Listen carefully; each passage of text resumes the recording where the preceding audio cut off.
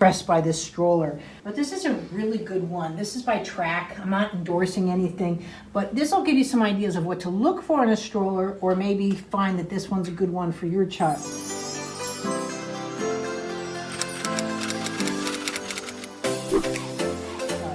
This is Jerome's stroller, and Hans's dad is going to talk about how it folds up and breaks down, what kind of car you can put it in. So some of the nice things we like about it is that it reclines, so he can come back this way. If I push the pedal in the back, it goes down even further. And then to break it down completely, you push the pedal and recline at the same time, and the whole thing folds up. The top handles slide down. It compresses even further. These buckle together, which makes it extremely narrow this way. It's still wide, it doesn't get any narrower that way, but it's light. You can pick it up and put the whole thing in. We can break it down and fit it into a regular size SUV like a Toyota RAV4. It clicks, comes back up, pops up, and we put Jerome in it. Sits in here. And here he's a little too far forward, so I can bring him back a little bit to put him in. It's got a 5-point harness. It also has the anchor points to attach to a vehicle, if you've got a vehicle that had anchor points.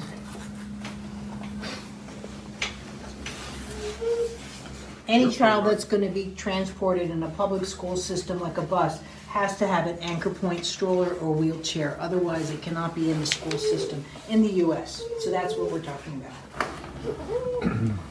But he's too high. So one of the things here as part of this demo, we managed to pull this up, so that got too high for him. So we'll just slide that back down to where it should be. Is that better, bud? That's better? Okay. Yeah, you got it. Dad takes care of you. Pommel between his legs to create separation for his incisors. Not incisors, that's what you're saying. Buckle his harness, and we'll put his tray on. We'll show you his lunch tray. But it's really neat, once he's in this, watch how he gets dropped up and down as well. It's pretty wild how well you can manipulate his positioning. So his tray clicks in place, just like that. The tray can go up and down, so if you wanted to push him closer to a table, he can come right up. And this goes up here. But this tray also goes up if you want to read a book or an iPad. It goes on a nice angle. Here, can you pull it up?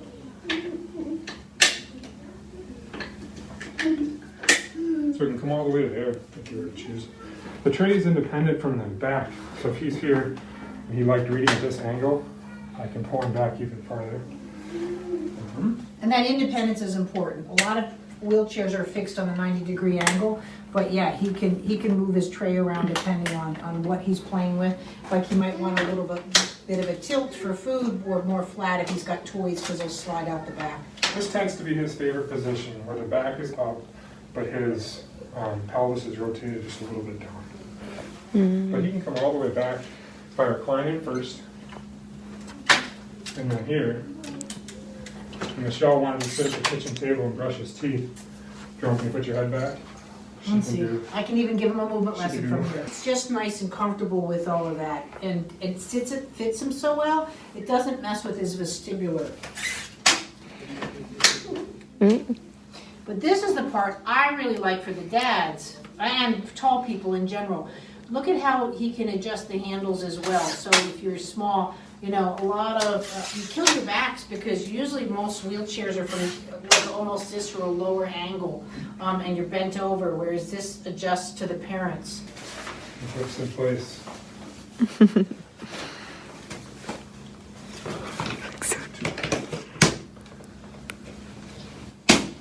Canopy clips in place, and then fold up as well. So they were able to put he's all grown and out, we had an oxygen tank that would strap in here, but this becomes a nice bolt to attach other accessories to. Tilts backward. So if you're gonna go downstairs, you've got the ability to tilt. Also has a brake. One thing we don't like about it though, if you are really tall and you're walking in close, sometimes your feet will kick the bottom. So that's really our only complaint, is that when he's upright where he likes to be, to avoid that, obviously, you could bring it down to give yourself more space, where you'd have more leg room. But where he likes to sit is nice and tall, like a little post for us. A lot of features are in this that you might want to look for when you're looking for your wheelchair or stroller.